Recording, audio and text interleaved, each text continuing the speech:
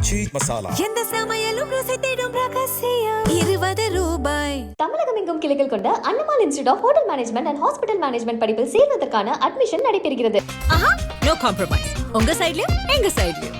It's a GT promise. GT Holidays, South India's #1 travel brand.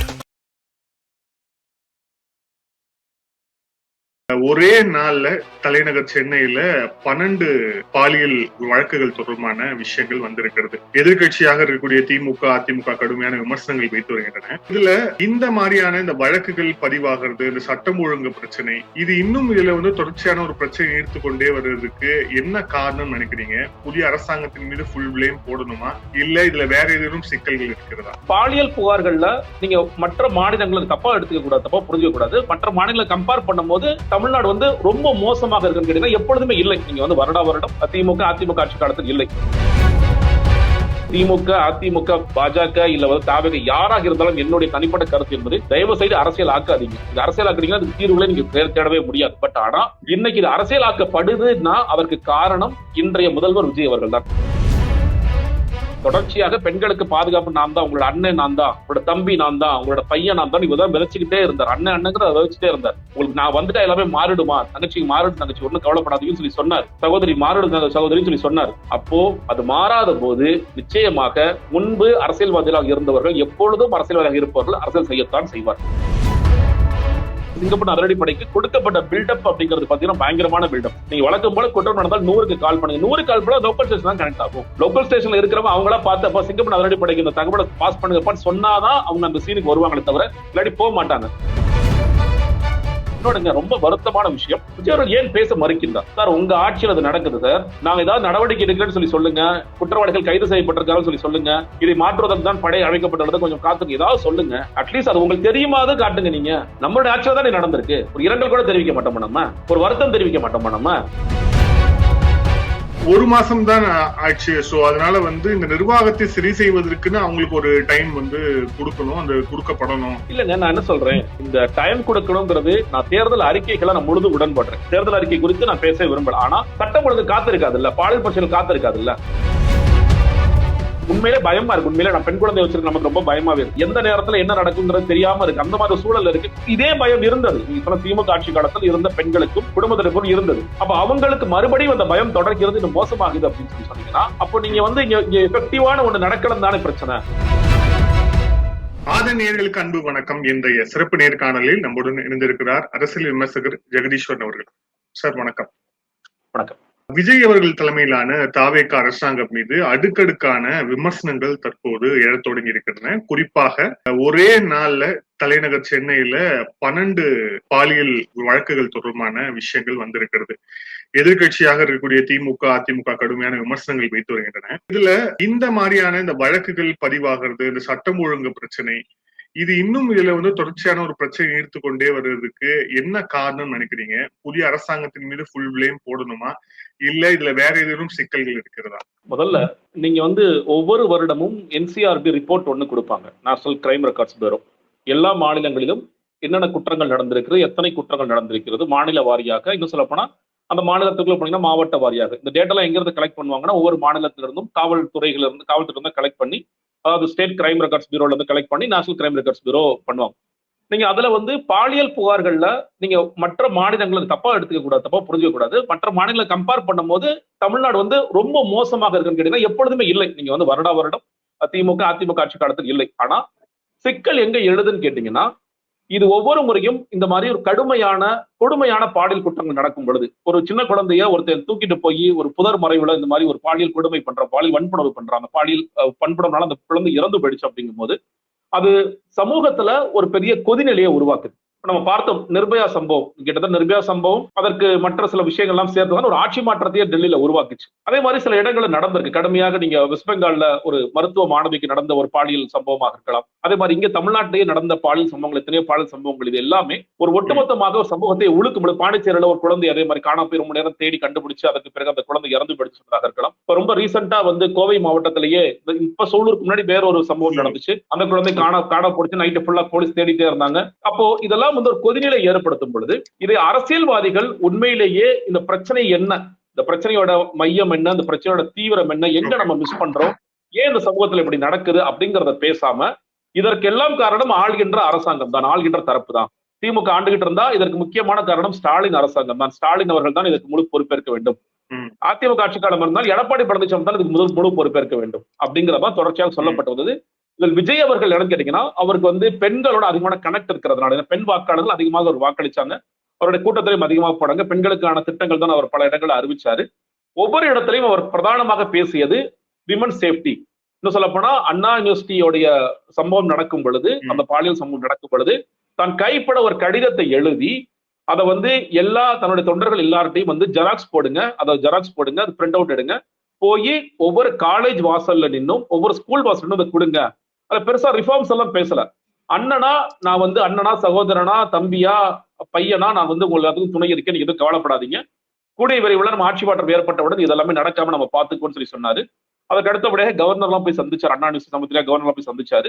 பெரிய போராட்டத்தை எடுக்கல. நீங்க சொல்ல போனா அதிமுக கூட யார் இந்த சார் போராட்டம் எடுத்தாங்க, பல இடங்களில் கைதானாங்க, மாணவர் அமைப்புகளாம் போராட்டம் எடுத்தாங்க. விஜய் அதெல்லாம் செய்யாட்டி கூட பெண்கள் மத்தியில விஜய் அவர்களுக்கு இருக்கக்கூடிய அந்த பலம் அப்படிங்கிறது, அவர் உண்மையிலேயே விஜய் அவர்கள் வந்து விட்டால் ஒரு பெரிய மாற்றம் ஏற்பட்டு விடும் அப்படிங்கிற உண்மையில் நம்பினாங்க. ஏன்னா நான் வந்து கடைசி இந்த வாக்களித்த பின்னர் பல பேர்கிட்ட பேசும்போது, குறிப்பா பெண்கள்கிட்ட பேசும்போது, எதுக்கு நீங்க வாக்களிச்சீங்கன்னா, ஆனா விமன் சேஃப்டினா நான் சொன்னேன், என்னங்க மாறுடுன்னு நினைக்கிறீங்க? ஆனா விஜயனா வந்தா எல்லாம் மாறுடுனா எதுவுமே இப்ப பாருங்க நான் எவ்வளவு மோசமா நடந்துட்டு இருக்கு பாருங்க. இதே திமுக ஆட்சி இன்னைக்கு நம்ம பேசுறோம் 12 சம்பவங்கள். திமுக ஆட்சியில ஒரு 3 சம்பவங்கள் ஒரு 24 மணி நேரத்தில் நடந்துச்சு. ஒண்ணு விளாத்திக்குளம் சம்பவம், நம்ம எல்லாருக்கும் தெரியும். விளாத்திக்குளத்துல அந்த தர்ம முனீஸ்வரன் அப்படிங்கிற இன்னும் சொல்லப்போனா அக்யூஸ்டு குற்றவாளி, அந்த குற்றவாளி ஒரு பெண் குழந்தை உடல் உபாதை கழிக்கப்பட குழந்தையை தூக்கிட்டு போய் இந்த மாதிரி பாலியல் வன்புணர்வு பண்ணி அந்த குழந்தை இறந்து போனது பார்த்தோம் நம்ம.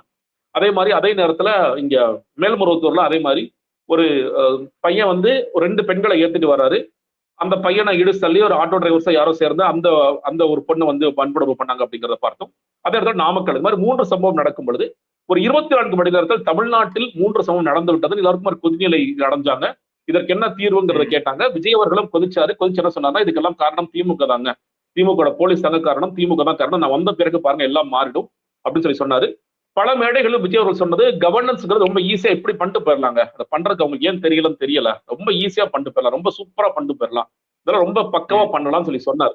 இன்னைக்கு விஜய் அவர்கள் குறித்து நீங்க கேட்டீங்க அரசியல் ஆக்கலாமான்னு கேட்டீங்கன்னா, அது வந்து திமுக, அதிமுக, பாஜக இல்ல வந்து தாவக யாராக இருந்தாலும் என்னுடைய தனிப்பட்ட கருத்து என்பது, தயவு செய்து அரசியல் ஆக்காதீங்க. இது அரசியல் ஆக்குறீங்கன்னா அதுக்கு தீர்வுகளை நீங்க தேடவே முடியாது. பட் ஆனா இன்னைக்கு இது அரசியல் ஆக்கப்படுதுன்னா அதற்கு காரணம் இன்றைய முதல்வர் விஜய் அவர்கள் தான். இதைதான் அவர் விதைத்தார். எல்லா மேடைகளும் விஜய் விதைத்தார். தொடர்ச்சியாக பெண்களுக்கு பாதுகாப்பு நான் தான், உங்களோட அண்ணன் நான் தான், உங்களோட தம்பி நான் தான், உங்களோட பையன் நான் தான், இவதான் விதைச்சுக்கிட்டே இருந்தார். அண்ணங்கிறத விதைச்சுட்டே இருந்தார். உங்களுக்கு நான் வந்துட்டா எல்லாமே மாறிடுமா, தங்கச்சிக்கு மாறிடு தங்கச்சி ஒன்னும் கவலைப்படாதீங்கன்னு சொல்லி சொன்னார். சகோதரி மாறிடு சகோதரின்னு சொல்லி சொன்னார். அப்போ அது மாறாத போது நிச்சயமாக முன்பு அரசியல்வாதிகளாக இருந்தவர்கள் எப்பொழுதும் அரசியல்வாதியாக இருப்பவர்கள் அரசியல் செய்யத்தான் செய்வார்கள். முன்னாள் முதலமைச்சர் ஸ்டாலின் அவர்கள் போட்டிருக்காரு. அவர் வந்து ரொம்ப குறிப்பிட்ட டைம்ஸ் ஆஃப் இந்தியால முதல் பக்கத்தில் அதான் பிரதானமான செய்தி. நான் காலைல செய்தி பார்க்கும்போதே ரொம்ப அதிர்ச்சியா இருந்துச்சு. ஏன்னா நான் செய்திகள் பார்த்துட்டே இருந்தேன். ஆனா 24 மணி நேரத்துல 12 சம்பவங்கள் நடந்திருக்கு. மணிமங்கலத்துல நடந்திருக்கு, மயிலாப்பூர்ல நடந்திருக்கு, பூந்தமல்லியில நடந்திருக்கு, அம்பத்தூர்ல நடந்திருக்கு, பெரம்பூர் விஜய் அவர்கள் தொகுதியான பெரம்பூர்ல நடந்திருக்கு, அண்ணா சாலையில நடந்திருக்கு, கோயம்பேடு நடந்திருக்கு, அண்ணா சாலையில நடந்திருக்கு. அதுவும் நீங்க பாருங்க, ஒரு லிப்டுக்குள்ள ஒரு பெண்மணி போறாங்க, 2 பேர் அவங்களுக்கு பாலியல் தொல்லை கொடுக்குறாங்க. ஒரு வீட்டுக்குள்ள படுத்துக்கிட்டு இருக்கிற பெண் குழந்தைக்கு ஒரு நேபாளின்னு நினைக்கிறேன், அவன் வந்து வேற ஒரு எய்தாப்ல இருக்கிற இதுல வேலை பார்த்துட்டு இருக்க, அவன் உள்ள பொந்து மாதிரி பண்றான். ஒரு குழந்தை நம்ம வந்து பார்த்தோம், திருவள்ளூர்ல ஒரு குழந்தை இறந்தே போயிடுச்சு அப்படிங்கிற பாக்குறோம். அது ஒரு மைக்ரண்ட் ஒர்க்கர், அவர் வந்து இது மாதிரி அது பாலியல் வன்புணர்வு பண்ணி கொலை பண்ணியிருக்காரு அப்படிங்கிறத பார்க்க முடிகிறது. இந்த மாதிரி எல்லா இடங்களிலும் நீங்க வந்து இன்னொரு பெண்மணிக்கு வந்து ஒரு தப்பான லீவ்டு இதெல்லாம் பண்ணி ஒரு செக்ஷுவல் இதெல்லாம் பண்ணி டார்ச்சர் பண்ணி அதெல்லாம் பண்ணிருக்காரு. இன்னொரு குழந்தைக்கு ஏதோ சாக்லேட் கொடுத்து மயக்க மருந்து சாக்லேட் மாதிரி கொடுத்து அந்த குழந்தையை தூக்கிட்டு போய் இந்த மாதிரி பாலியல் வன்புணர்வு பண்ணிருக்காங்க அப்படின்ட்டு எல்லா இடங்களிலும் நடந்திருக்கு. 12 மணி நேரத்தில் சென்னை சுற்றி உள்ள பகுதிகளில் மட்டும்தான் இது. தமிழ்நாடு முழுக்க தேர்தல் இன்னுமே கூட இருக்குங்கிறது ரொம்ப அன்பார்ச்சுனேட்டா நம்ம பார்க்க வேண்டிய அவசியமாக இருக்கின்றது.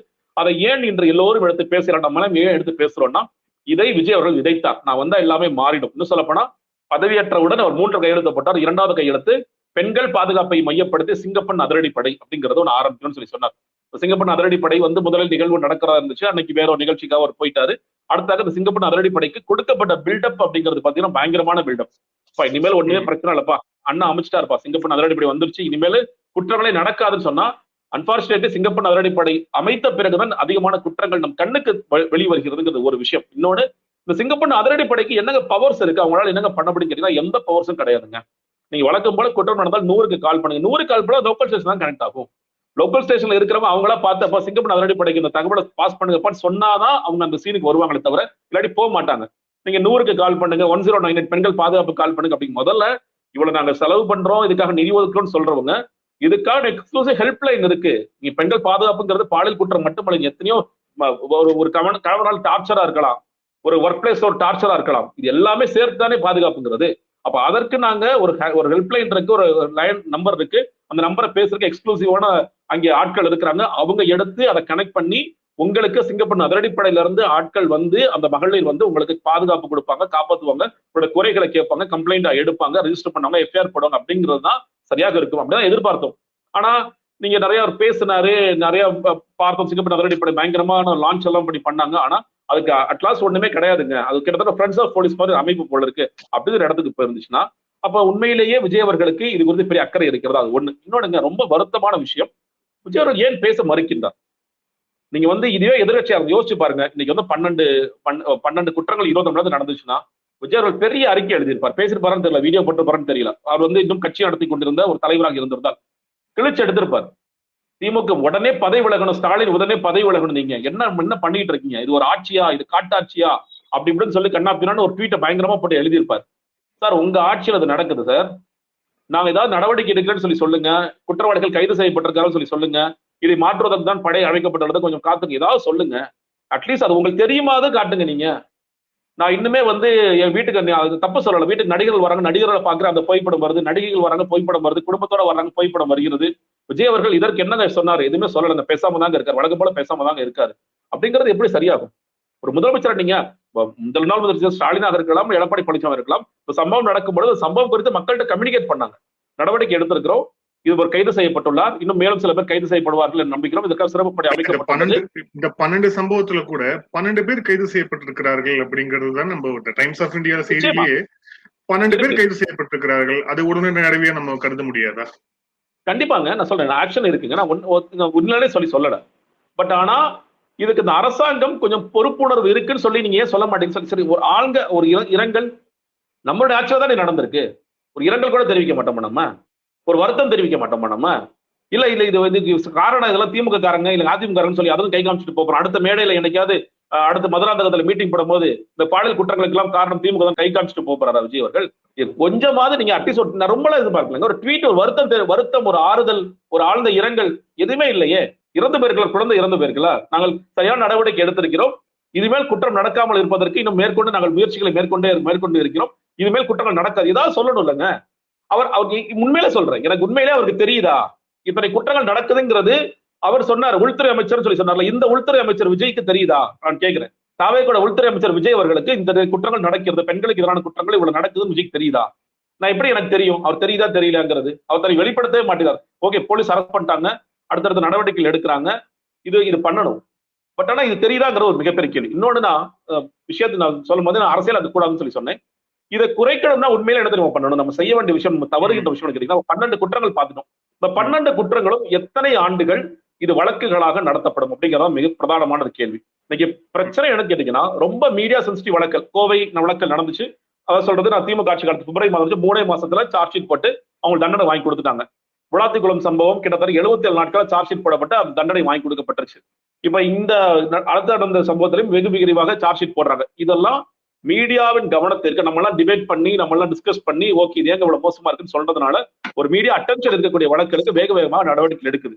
ஆனால் கண்ணுக்கே வராத, கண்ணுக்கே புலப்படாத இன்னும் எத்தனையோ வழக்குகள் தேங்கி நிக்குது. நீ ஒண்ணுல போக்சோ வழக்குகள் மட்டும் எடுத்துக்கோங்க. தமிழ்நாட்டோட ஸ்டாட்டிஸ்டிக்ஸ் என்ன சொல்றது? இதுவும் என்சிஆர்பி ரெக்கார்ட் தான், டேட்டா தான். 9% கன்விக்ஷன். நீங்க 100 பேர் குற்றவாளிகள் குற்றம் சாட்டப்பட்டவர்கள் போய் நிப்பாட்டீங்கன்னா அது 9 பேருக்கு தண்டனை கிடைக்கும், 91 பேர் வெளியே போயிடுவான். கிளாசிக்கான தஸ்வந்த் வழக்கு என்னாச்சு நம்ம பார்த்தோம். அவங்க வந்து ஒரு பெண்ணை கொண்டுட்டு, ஒரு குழந்தை கொண்டு மறுபடியும் வெயில்ல வந்து அவங்க அம்மா கொண்டுட்டு போறான், அந்த தஸ்வந்த் வெளியே வந்துட்டான். இப்ப பாக்குறோம். அப்ப தர்மமுனீஸ்வரன் யாரு? விளாத்திக்குளம் சம்பவத்துல தர்மமுனீஸ்வரன் யாரு? ஏற்கனவே குற்றவாளி, ஏற்கனவே ஆயுள் தண்டனை பெற்ற குற்றவாளி. அவன் முதல்ல எப்படி வெளியே சுத்திட்டு இருக்கான்னு தெரியல, அவன் மறுபடியும் வந்து இந்த சம்பவத்தை பண்ணிட்டு போறான். அப்படின்னா அப்போ இங்க சிஸ்டம்ல நிறைய கோளாறுகள் இருக்கு. நீங்க போக்சோ வழக்குகள்ல அதோட அடிப்படை என்னன்னு கேட்டீங்கன்னா, காவல்துறை எவ்வளவு விரைவாக இந்த வழக்கை முடிக்க முடியுமோ முடிக்கணும். அந்த குழந்தைக்கு நான் டிராமா கொடுக்க ஒண்ணும் இல்லை. இப்ப வந்து இப்ப பாக்குறோம், ஒரு 3 வயது குழந்தை இல்ல ஒரு 5 வயது குழந்தைக்கு சாக்லேட் கொடுத்து ஒருத்தர் இந்த மாதிரி பண்றான் அப்படின்னா நீங்க அந்த குழந்தைக்கு 15 வயது ஆகும் பொழுது சொல்லு பாப்பா 5 வயசு என்ன பாப்பா ஆச்சு அப்படின்னு சொல்லி கேட்டீங்கன்னா அது எவ்வளவு பெரிய ட்ராமா அது. அதை விட்டு அது வெளியே வரணும்ல. இப்போ ஒரு வருஷத்துல கேஸ் முடிச்சோங்க, அந்த குழந்தைக்கான அந்த நீதியை வாங்கி கொடுத்துரும், அவனுக்கான தண்டனை பெற்று கொடுத்துரும். அந்த குழந்தை கொஞ்சம் கொஞ்சமா நீங்க சைக்காட்ரிக் மூலியமா நீங்க கொஞ்சம் கொஞ்சமா வெளியே கொண்டு வரணும், பேரண்ட்ஸ் மூலியமா அதை வெளியே கொண்டு வரணும், ஸ்கூல்ஸ் மூலியமா வெளியே கொண்டு வரணும். அப்படிதான் நீங்க போகணும். இல்ல அங்க வந்து ஸ்டேட்மெண்ட் எடுக்கிறதுக்கே டைம் ஆகும், சார்ஜ் ஷீட் போடுறதுக்கு 5 வருஷம் 6 வருஷம் ஆகும். அதுக்கப்புறம் கீழமை நீதிமன்றங்கள் 2-3 வருஷம் நடக்கும், அப்புறம் ஹைகோர்ட்ல 2 வருஷம் நடக்கும், அப்புறம் வந்து ஹைகோர்ட்டுக்கு போகும், சுப்ரீம் கோர்ட்டுக்கு போகும். இப்படி இந்த வழக்கு நீண்டுகிட்டே இருந்தா இது எப்படி வந்து அந்த குழந்தை அதுல இருந்து எப்படி வெளியே வரும்? சரி, ஓகே, அதெல்லாம் நடந்துச்சு, கன்விக்ட் பண்ணிடுவீங்களா? கன்விக்டும் நாங்க பண்ண மாட்டோம். நான் கன்விக்ட்லாம் பண்ண மாட்டோம். அவ்வளவு சிஸ்டம் ரொம்ப மோசமா இருக்கு, எங்க பேப்பர் ஒர்க் மோசமா இருக்கு, சார்ஜ் ஷீட் போட்டு நிறைய குழப்பங்கள் ஏற்படுத்துறோம். நாங்க ஜுடிஷியரியில வந்து தப்பா வாதாடுறோம், நாங்க அந்த கன்விக்ஷனுக்கு நாங்க உள்ள கொண்டு போக மாட்டோம் அப்படின்னா, அப்ப இதை நீங்கள் எப்படி சரி செய்வீங்க? எங்க தைரியம் கிடைக்கும்? இப்போ ஒருத்தர் என்ன யோசிக்கிறான், நம்ம பண்ணோம், நமக்கு என்ன பெருசா நடந்துச்சு, நடக்கல, நம்ம வெளியே வந்துட்டோம்ல, நான் லாயர் வச்சா நம்ம வெளியே வந்துடலாம், எந்த வழக்குல இருந்து வெளியே வரலாம். அது வந்து கஞ்சா வழக்கா இருக்கலாம், போதை வழக்கா இருக்கலாம், எதா இருந்தாலும் வெளியே வரலாம். அப்ப பாலியல் குற்றவாளிகளும் நீங்க வந்து நூற்றுக்கணக்கான குற்றவாளிகள், ஆயிரக்கணக்கான குற்றவாளிகள் இங்க காப்பாற்றப்பட்டு கொண்டே இருப்பார்கள்னா அவனுக்கு ஒரு தைரியம் தான் வரும். நீங்க சொன்னதே நம்ம பார்க்கணும் அப்படின்னா, அப்போ இங்க 3 படிநிலைகள் அப்படிங்கிறது இருக்கு இல்லையா?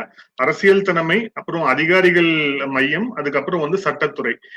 இந்த 3 பேருடைய அந்த அக்கௌண்டபிலிட்டி அப்படிங்கிறது இந்த விஷயங்களுக்கு இருக்கு இல்லையா? 2வது, இப்போ விஜயவர்கள் தொடர்பான, இப்ப தாவேகா தொடர்பான இந்த விமர்சனமே வந்து 1 மாசம் தான் ஆச்சு. சோ அதனால வந்து இந்த நிர்வாகத்தை சரி செய்வதற்குன்னு அவங்களுக்கு ஒரு டைம் வந்து கொடுக்கணும், அந்த கொடுக்கப்படணும். சோ அதனால வந்து அங்க வந்து நம்ம இவ்வளவு இதா வந்து குறை சொல்லக்கூடாது அப்படிங்கிற இன்னொரு பார்வையும் இருக்கு.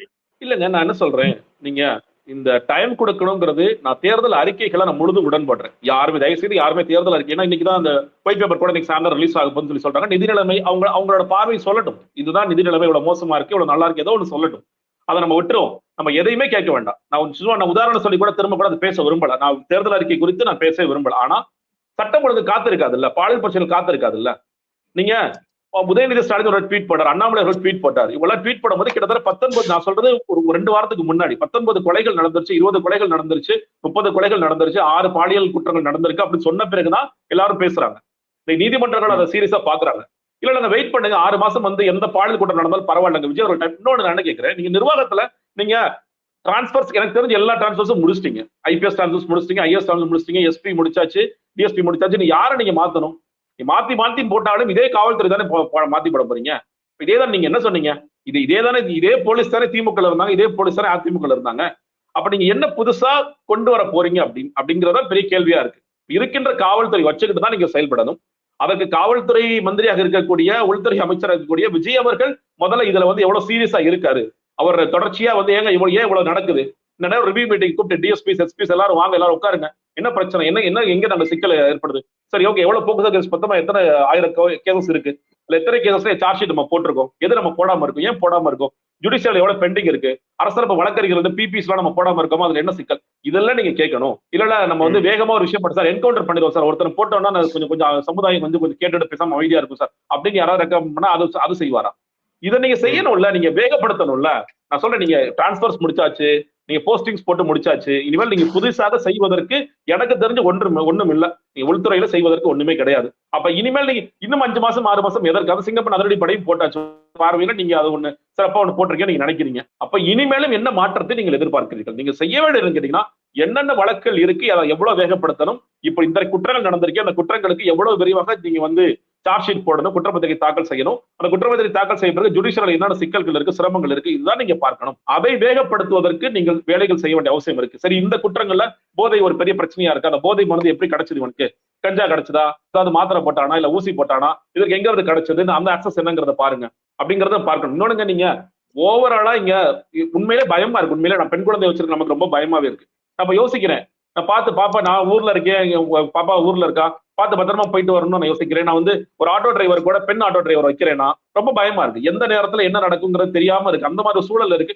நீங்க இதே பயம் இருந்தது, நீங்க சொன்ன திமுக ஆட்சி காலத்தில் இருந்த பெண்களுக்கும் குடும்பத்தினருக்கும் இருந்தது. அப்ப அவங்களுக்கு மறுபடியும் அந்த பயம் தொடர்கிறது, இன்னும் மோசமாகுது அப்படின்னு சொன்னீங்கன்னா, அப்போ நீங்க வந்து இங்க எஃபெக்டிவான ஒண்ணு நடக்கலாம் தானே பிரச்சனை. நீங்க சில விஷயங்கள் கரண்ட் பிரச்சனை, இந்த மாதிரியான சட்டம் ஒழுங்கு பிரச்சனை, பாலியல் பிரச்சனை, இதற்கெல்லாம் காத்திருக்கவே நிச்சயமா முடியாதுங்க.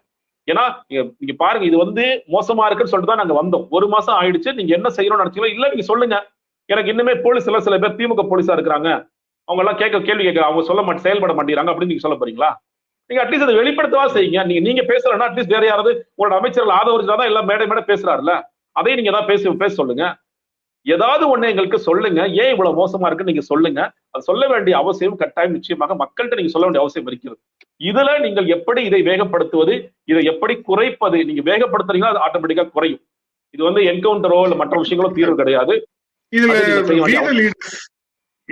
இதுல லீடர்ஸ் அமைப்புடைய தலைவர் அண்ணாமலை அவர்கள் அவர் வேற ஒரு கோணத்தை வந்து சொல்றாரு. குறிப்பாக வெளிமாநில தொழிலாளர்களுடைய எண்ணிக்கை இங்க வந்து அதிக அளவுல இருக்கிறது. சோ அவங்க ஒரு பெரிய பெரிய கிளஸ்டர்ஸா இங்க உட்கார்ந்துக்கூடிய இடத்துல இந்த சட்டம் ஒழுங்கு பிரச்சனை அப்படிங்கிறது ஜாஸ்தியா இருக்கு. இப்ப சென்னையில மட்டுமே கிட்டத்தட்ட கிராஸ் பண்ணி எவ்வளவு பேர் இருப்பாங்க அப்படின்னு தமிழகத்திலேயே ஜாஸ்தியான லேபர் ஃபோர்ஸ் வந்து வெளிமாநில தொழிலாளர்கள் சென்னையில இருப்பாங்க.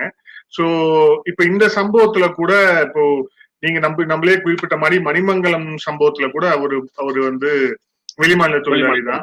ஆமா, இந்த கோயம்பேடு கூட அவரும் நேபாளி சேர்ந்தவர். சோ அப்படி இருக்கும்போது இப்ப அவங்களுக்கும் இந்த வெளிமாநில தொழிலாளர்கள் அவங்களுக்கான அந்த அக்கௌண்டபிலிட்டியை ஜாஸ்தி பண்றதுக்கும் அவங்களை கண்காணிப்பதற்கும் அதை முறைப்படுத்துவதற்குமான தேவை அப்படிங்கிறது இங்க இருக்கா? அதுவும் இந்த சட்டம் ஒழுங்கு பெண்கள் பாதுகாப்புல ஒரு முக்கியமான ரோல் வகிக்குதா? இன்னைக்கு அந்த 12 சம்பவங்கள்ல 3 சம்பவங்கள்ல நீங்க வந்து வெளிமாநில தொழிலாளர்கள் ஈடுபட்ட சம்பவங்களாக இருக்கு அப்படிங்கிறத சொல்லி பாக்குறோம். ஸ்டில் 9 சம்பவங்கள் தமிழகத்தை சேர்ந்தவர்கள் இருக்கிறாங்க அப்படிங்கறத சேர்த்து தான் பார்க்கணும். நீங்க அவர் சொல்றதுல நீங்க வந்து அந்த டேட்டாவே நம்மள்ட்ட இல்ல. இன்னைக்குமே வந்து ரெஜிஸ்டர்ட் இன்னைக்கு அந்த அதர் டைம்ஸ் ஆஃப் இந்தியால ரெஜிஸ்டர்ட் 13 லட்சம் சொல்லி சொல்லிருக்காங்க. நம்மளுக்கு யாருமே கிளியரான டேட்டாவே இல்ல. இதுக்கு மட்டும் கிடையாது. இப்ப திடீர்னு ஒரு வெளிமாநில தொழில் இறந்து போயிடுறாரு. இறந்து போயிட்டா வந்து அவரோட டேட்டா நம்மள்ட்ட இருக்கா இல்லையா, அவர் எப்படி உள்ள வந்தார் அப்படிங்கறதெல்லாம் பல நேரங்கள் அது மெயினா கன்ஸ்ட்ரக்ஷன்ல இருக்கிறாங்க நம்ம பாக்குறோம். கன்செப்ட்ஸ்ல அதிகப்படியான நபர்கள் இருக்கிறாங்க. இன்னைக்கு தமிழ்நாட்டில் இருக்கிற எல்லா ஊர்களும் ரொம்ப குக்கிராமங்கள்ல கூட அவங்க இருக்கிறாங்க. இன்னும் சொல்லணும்னா விவசாயத்துக்கு எல்லாம் கூட உள்ள போயிட்டாங்க.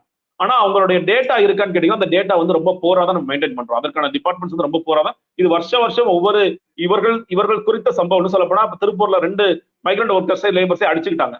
அப்பயும் இந்த கேள்வி கேட்கப்பட்டாங்க. அப்பயும் இந்த கேள்வி கேட்டாங்க. பீகார்ல இருந்து வர்ற நிறைய பேரை வந்து இங்க நிறைய பேர் ஹிந்தி பேசுறேன்னு சொல்லிட்டு அடிக்கிறாங்களா இப்பெல்லாம் சொல்லி சில செய்திகள்லாம் வந்துச்சு. அப்பொழுதும் கேட்கப்பட்ட கேள்வி நம்மள்ட்ட அந்த டேட்டா இருக்கா இல்லையாங்கிறதா. இந்த டேட்டா முக்கியம் அப்படிங்கிற விஷயத்துல நானும் உடன்படுறேன். டேட்டா முக்கியம். டேட்டா வச்சுக்கிட்டு நம்ம வந்து அவங்களை கண்காணிக்க வேண்டிய அவசியம் ஏதாவது இருந்தாலும் கண்காணிக்க வேண்டிய அவசியம் இருக்கு. அதெல்லாம் முக்கியம் தான். ஆனால் நீங்க வந்து இந்த ஒட்டுமொத்த பிரச்சனைக்கும் இது கிட்டத்தட்ட ஒரு நார்த் சவுத் டிவைடு இல்ல வந்து மைக்ரண்ட் ஒர்க்கர்ஸ் மட்டும் தான் இந்த மாதிரி குற்றங்கள்ல ஈடுபடுறாங்க, வேற சில குற்றச்செயல்களை ஈடுபடுறாங்கன்னு சொல்லுவது அது நம்ம சில நேரங்கள்ல பார்க்கிறோம்.